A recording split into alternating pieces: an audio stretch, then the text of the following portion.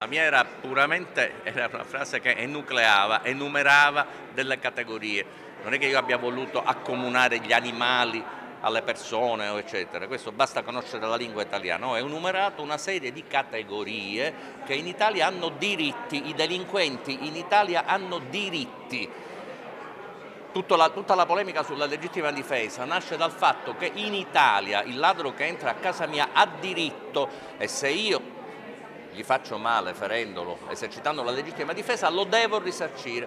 Io non sto criticando questo, potrei anche farlo, ma non è questa la sede. Così il presidente del TAR del Friuli Venezia Giulia, Carlo Modica de Mohac de Grisi, ha risposto alle critiche sulla sua considerazione fatta in occasione dell'inaugurazione dell'anno giudiziario in prefettura. Parlando della proliferazione dei diritti soggettivi pubblici, tutti vantano diritti, ha detto ieri il magistrato siciliano, delinquenti, migranti, zingari e animali. Chi ha dei diritti, come li hanno queste categorie di persone e anche gli animali, diciamo, secondo una certa interpretazione, non possono non avere dei doveri. Questo era il senso.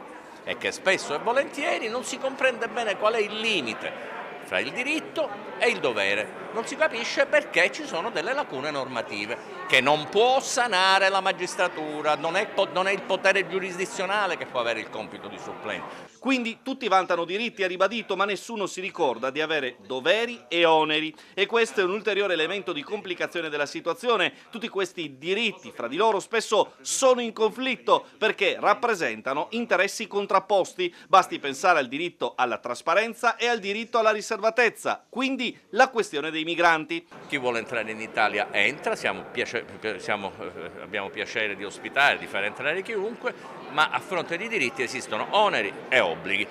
Non si possono avere soltanto diritti e non oneri o obblighi. Tutti noi abbiamo degli obblighi, quindi chi entra in Italia deve non picchiare la propria moglie, deve rispettare le nostre leggi, deve rispettare usi e costumi che sono invalsi in Italia attraverso le lotte che abbiamo fatto dal Rinascimento attraverso il Risorgimento fino al giorno d'oggi, diritti ed obblighi, me lo insegnarono da ragazzino. Infine un invito, nemmeno troppo velato, al mondo politico. Leggere prima di parlare, leggere